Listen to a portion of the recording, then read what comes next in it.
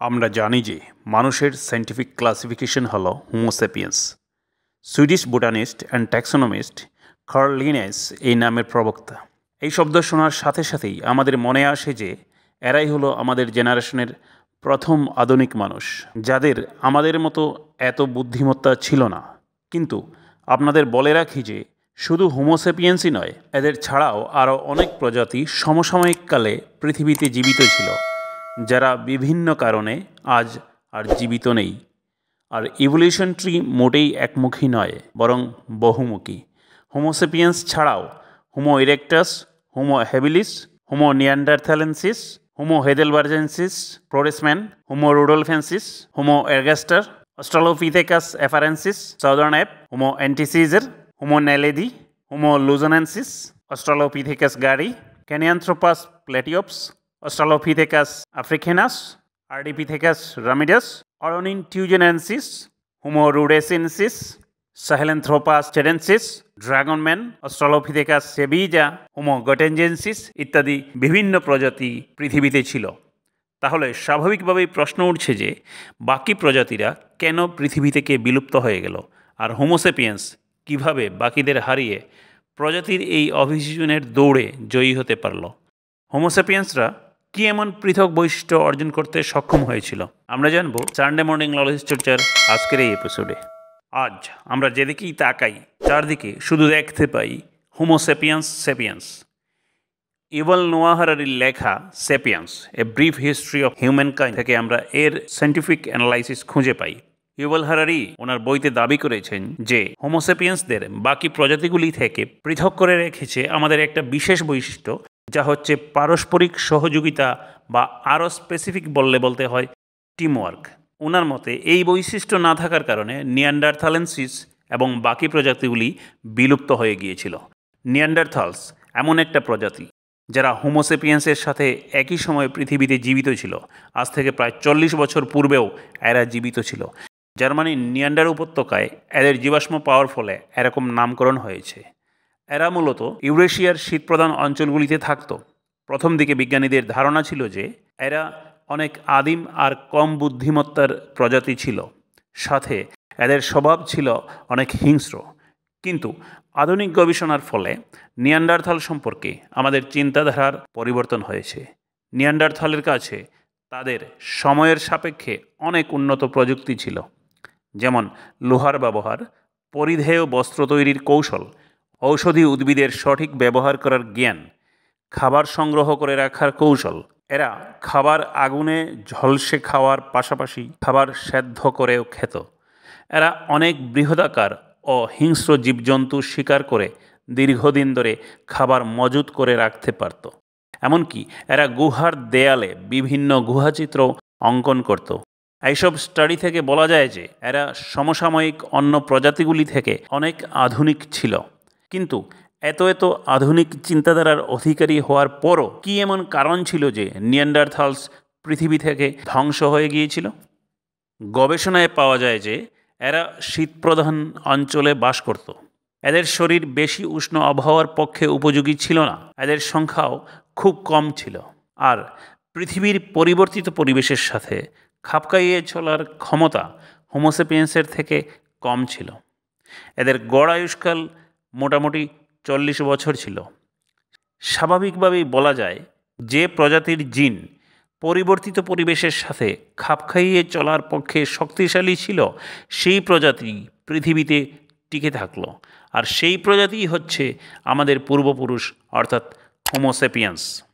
Sapiens a brief history of humankind বই থেকে আমরা জানতে পারি যে হোমো সেপিয়েন্সরা কীভাবে নিজেদের মধ্যে পারস্পরিক সহযোগিতার মনোভাব জাগ্রত করেছিল।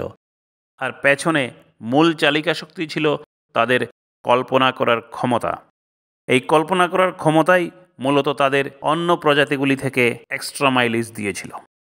তারাই প্রথম পার্থিব ঘটনাসমূহের ব্যাখ্যা দিতে শুরু করেছিল, যেখানে তাদের স্বাভাবিক বুদ্ধিমত্তা দিয়ে ব্যাখ্যা সম্ভব হচ্ছিল না, সেখানে তারা কল্পনা করেছিল এক শক্তির। এখান থেকেই ঈশ্বরের ধারণা মানুষের মধ্যে প্রথিত হয়ে গিয়েছিল। আজকের দিনের ধর্মীয় রাজনৈতিক ও বাণিজ্যিক সংগঠনগুলি মূলত তাদেরই কল্পনাশক্তির উপর ভিত্তি করে যাত্রা শুরু করেছিল। তাদের এই কল্পনা শক্তি থেকে তাদের যে বহুমাত্রিক সাংস্কৃতিক উন্নয়ন ঘটেছিল তার প্রথম ধাপ ছিল দ্য কগনিটিভ রিভলিউশন বা ব্যবহারিক চরিত্রের বিপ্লব।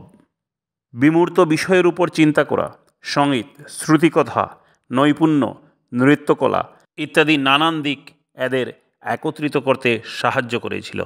এই বিশাল লেভেলের সাংস্কৃতিক উন্নয়নের কারণে এরা বরফ যুগেও প্রকৃতির সাথে লড়াই করে নিজেদের টিকিয়ে রাখতে সক্ষম হয়েছিল। আমাদের পূর্বপুরুষদের এই সামাজিক শিক্ষার কারণে তারা আফ্রিকা থেকে পৃথিবীর বিভিন্ন প্রান্তে ছড়িয়ে পড়তে পেরেছিল। নৃতাত্ত্বিক গবেষণায় পাওয়া যায় যে মৃত্যুর পরবর্তী আধ্যাত্মিক বিশ্বাসও হোমোসেপিয়েন্সদের ঐক্যবদ্ধ করতে সাহায্য করেছিল। মৃত্যুর পরবর্তী পদক্ষেপ সম্পর্কে মোটামুটি সকল জাতিগোষ্ঠীর মধ্যে মিল পাওয়া যায়। এরা মৃত ব্যক্তিকে সম্মান ও শ্রদ্ধা জানাতো, যা আজও সমাজে চালু আছে। এছাড়া অনেক বৈশিষ্ট্য হোমোসেপিয়েন্সদের মধ্যে কমন ছিল, যেমন গুহাচিত্র অঙ্কন, অস্ত্র তৈরির কৌশল ইত্যাদি। এবারে তাদের বহুমাত্রিক সাংস্কৃতিক উন্নয়নের দ্বিতীয় ধাপ নিয়ে আলোচনা করব, যার নাম নিওলিথিক রিভলিউশন বা অ্যাগ্রিকালচারাল রিভলিউশন। নবপ্রস্তর যুগে শিকার ও সংগ্রহের কাজ ছেড়ে দিয়ে কৃষিকাজে উত্তরণ মানবজাতির ইতিহাসের একটা উল্লেখযোগ্য অধ্যায়। প্রথমে মানুষ শুধুমাত্র বন্যপ্রাণী শিকার করত, আর তা পরবর্তীতে খাদ্য হিসেবে ব্যবহারের জন্য সংরক্ষণও করত। এর জন্য তাদের এক জায়গা থেকে আরেক জায়গায় অর্থাৎ দূর দূরান্তে ঘুরে বেড়াতে হতো। জীবন ছিল অত্যন্ত কঠিন আর চ্যালেঞ্জিং। এই চ্যালেঞ্জিং কাজে কেউ অসফল হলে সে জীবনযুদ্ধে হেরে যেত। কিন্তু মানুষ যখন কৃষিকাজের আবিষ্কার করল, তখন তাদের জীবনে এক নতুন মোড় আসলো। কৃষিকাজের জন্য তারা এক জায়গায় স্থায়ীভাবে বসবাস করতে শুরু করে দিল। গবাদি পশুর ব্যবহার বাড়তে থাকলো। স্থায়ী বসবাসের ফলে শুধুমাত্র পরিবারতান্ত্রিক সমাজ ব্যবস্থাই গড়ে ওঠেনি, এর ফলে সৃষ্টি হয়েছে গ্রাম ও নগরকেন্দ্রিক সভ্যতার। স্থায়ী কৃষি ব্যবস্থার ফলে হোমোসেপিয়েন্সদের ব্যক্তিগত ও সমাজ জীবনে যে বৈপ্লবিক আমূল পরিবর্তন ঘটেছিল তাকে বলা হচ্ছে নিওলিথিক ডেমোগ্রাফিক ট্রানজিশন। এই ডেমোগ্রাফিক ট্রানজিশনের কারণেই এক কেন্দ্রীভূত শাসন ব্যবস্থার উৎপত্তি ঘটে, সৃষ্টি হয় রাষ্ট্রের। পলিটিক্যাল ইনস্টিটিউশনের পাশাপাশি এডুকেশনাল ইনস্টিটিউশন চালু হতে থাকে।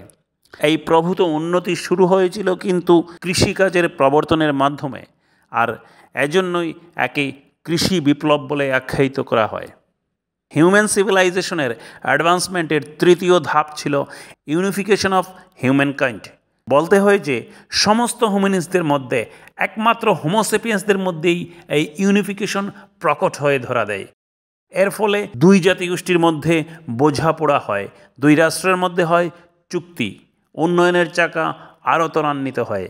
এই ইউনিফিকেশন অষ্টাদশ শতকে বেশি ত্বরান্বিত হয়। এর মূল কারণ ছিল যোগাযোগ ব্যবস্থার উন্নয়ন, আর এই আন্তর্জাতিক যোগাযোগের ফলে শুধুমাত্র ব্যবসা বাণিজ্যের ক্ষেত্রেই উন্নয়ন ঘটেছে এমন ভাবলে ভুল হবে। ব্যবসা বাণিজ্যের পাশাপাশি সামাজিক ও সাংস্কৃতিক আদান প্রদানের ফলে উন্নয়ন ঘটেছে মূল্যবোধের, জীবন সম্পর্কে মানুষের দৃষ্টিভঙ্গির। উপকৃত হয়েছে সবাই, কিন্তু উপকারের পাশাপাশি ক্ষতিও হয়েছে বহুবার।